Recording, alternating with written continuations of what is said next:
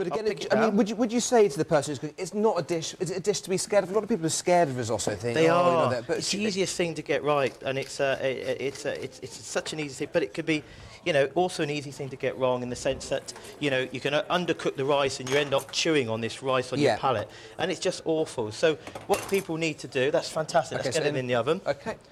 What people need to do is just judge the cooking of the rice to their We've taste. got the tomatoes going in now at a lowish temperature and I'll take these out, which we've got in already. Look, so how the flavour's been reduced down there. Absolutely, really, really intense. Yeah. And we've got some basil there. Would you like to chop the basil? Okay. So, just to finish the risotto rice, we don't want this risotto to be too heavy, Tom. I hate going to restaurants and having rice that's stodgy or looking like a pilaf. Yeah, so you want a really sort of fluffy, tasty risotto. So, and vegetarians, they have desire to have a flavoursome dish as much as anyone else. So, make it interesting. Use fresh herbs. Use something like the rocket to give it this peppery texture.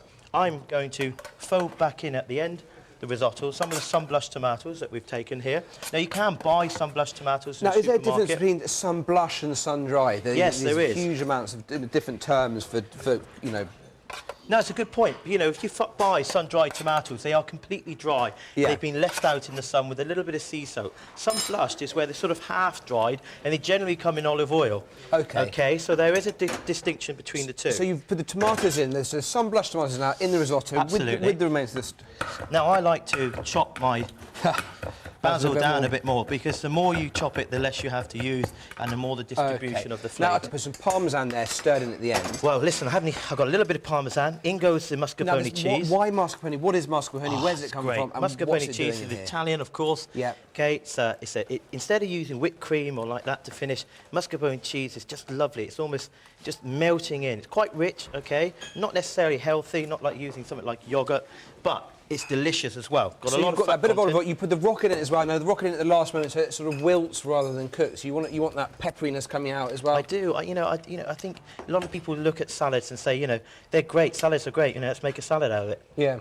We forget you can cook with it. You can cook with it. You can put it in at the end and let it wilt down. It becomes very, very tasty. This is a really tasty dish. A little bit more parmesan, and I've got a little bit of extra rocket, which I'm just going to use to dress. I've got some tomatoes as well, a little bit of pepper and a bit of salt just to finish off. Now, this is great. If you don't like basil, you can use tarragon, equally as good. Yeah. I think basil's fantastic with the tomatoes. It's a classic mix. Look how light the risotto is.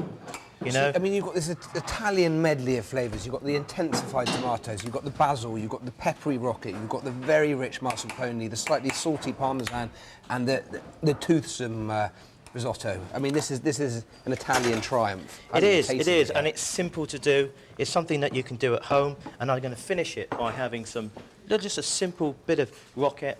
Yeah. I'm also going to take some of these tomatoes and just dress on top as well, so that they're part of the garnish. Let's take the leaves and just sprinkle them over. And, you know, parmesan's great. Serve it on the side or do some shavings, put it on after, and then a little bit of cracked pepper. And, you know, go on. Just a little bit more olive oil to finish.